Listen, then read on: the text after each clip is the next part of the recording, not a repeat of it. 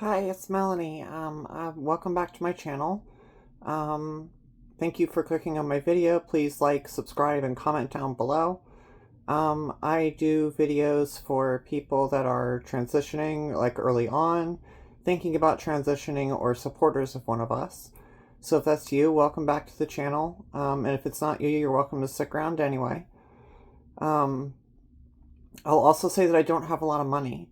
My wife doesn't make a lot of money, and I'm still able to transition and go throughout my daily life. So if you don't have a lot of money, don't let that deter you. And as usual, I welcome MAGA and transphobes. If you make it onto this video, you're more than welcome to hit me up in the comments, and I would love to get you in a Discord call where we could talk about our differences and see if maybe there's some place we could see eye to eye and maybe have food at the same table together. So with all of that, I will go ahead and start out with the topic of the video. The topic of today's video is going to be titties. Yes, we are finally going to talk about titties on my channel. I don't know what the delay has been. So, for me, I guess how this relates to being trans and early on in transition, like when I was starting to take hormones, I didn't know what to expect as far as growth goes. And it does vary by person, and some hormonal differences might make it like a change too. Like I had to wait to get on progesterone for like an extra 3 months while we leveled out my testosterone. So for me personally, it took a little bit longer to get, like, progesterone is one of those hormones that you're definitely going to see some growth. Um, so having to wait a little bit on that definitely affected how much growth I had early on. Um, so for me, I think don't expect to, like, I'm still an A cup. I hate being an A cup, but I am still an A cup, and I've been on hormones for about a year and a half, a little bit more than that. And I think at this point I expected to be bigger. I think that's the one disappointment I have, like with transitioning, is that my boobs are still really, really tiny. Like I'm wearing this shirt, and until I do this, you can't tell that I have boobs. So that's really disheartening. Um, Now I can say that my sister has the same thing where she's been on hormones for 4 years, my trans sister. Um, and she's finally made it into the B cup range. So maybe it's just genetic that does play a role. Um, I've known trans women that are less than a year on hormones that have C cups and look, I mean, they're also like, keep in mind that these are sacks of fat. And as you can see, I don't have a whole lot of fat on my body. I just never have. I got the bad in the genetics there. So maybe I'm just predispositioned to having small boobs. Um, and that brings me to the next point, as far as like, you know, we're dolls. We all like to have a little bit of plastic in our life. Um, Definitely don't recommend getting breast augmentation until after your breasts are done naturally developing. There have been stories of people who get them done, get their boobs done sort of earlier on. And as the natural growth process keeps happening, their boobs change over time. So, as frustrating as it is, and not that I have money for it anyway, but I am resolved to not have any breast augmentation until at least year 5 on hormones. Once I get to year 5, we can talk about it. Hopefully my wife makes better money by then, and so do I. So maybe we'll have a little bit more leeway to try and do some of those things. Like I know I want FFS2 really bad. So we'll see. Years to come. But back to the topic at hand, titties. So for me, I think I am just overall very disappointed at having A cups at a year and a half. I was hoping to have at least B's by now. And again, there are trans women who, especially ones that are a little bigger, will get bigger boobs pretty much a lot faster. I guess I'll put it that way. And that's actually a secret that people have had to like passing better, is just putting on weight.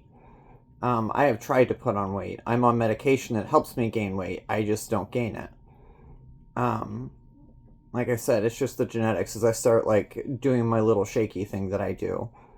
And I see the camera shaking, so I'm gonna stop. But I just am really restless, and I have a high metabolism.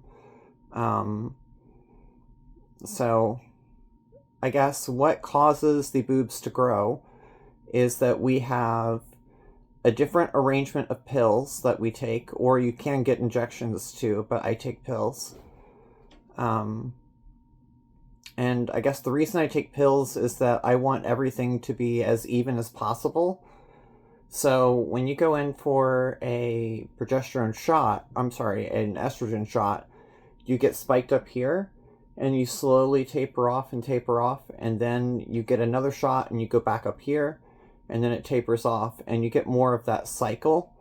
And I wanted to avoid that, whereas on the pills, everything kind of stays like within the same, I can stay nice and even keel with my hormone levels. So for me, that's why I chose to do pills. Let me try and stay on track here. So estrogen and progesterone are helping my boobs grow. And the other thing that I'm taking, estradiol is what the pill is actually called. And then I take finasteride and spironolactone, which are testosterone blockers. And between the 4 of those medications, that's what's causing all of my changes, quote unquote. So for me, I am hoping that I get bigger boobs sometime soon. Someday, some light in the sky will shine and I will have boobs, but in the meantime, they're still very small. And if you're in that situation where you're a small boob girl, so I guess the best ray of hope I have for you is to wear tight-fitting shirts. Wear tight-fitting shirts. Wear things that are form-fitting. And at least then there's that way to accentuate. And the other thing is, man, get some Victoria's Secret push-up bras. They do make a difference, like a major difference. And I'm going to be plastic anyway, so what do I care if I'm having some little extra help from my bra? We're not the only ones who do that. And we are about gender affirmation. So for me, if I get a little bit of extra help from my bra, which I'm not wearing right now, I guess I probably should be, given the spirit of the video, but I wanted to give an accurate representation of where I am at. See my messy desk beside me. If it weren't against YouTube terms and conditions, I would just flash everybody, but I would get in a lot of trouble, so we're not going to do that. But wear some tight-fitting shirts, wear bras that are a little puffier. I guess they're called push-up bras, and I get mine from Victoria's Secret or Pink, whichever one. I've been a long-time shopper of theirs. And there's a lot of other things that we can shop for there, but I'm going to stay on topic with the video. We're about 9 minutes in, and I think we're about done. So I'm going to try and stay on track.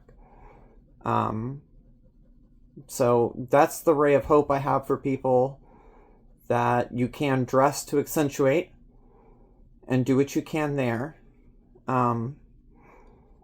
And also give it time. Just give it time. Let the hormones do their thing. Eventually they will grow. At least according to my sister anyway. That's the truth. So with that, I think I will go ahead and wrap up. Hopefully people found this video entertaining. Please like, comment, and subscribe down below if you have not already. And if you made it this far into the video, thank you so much for watching. I love you all. Thank you so, so much. Mwah.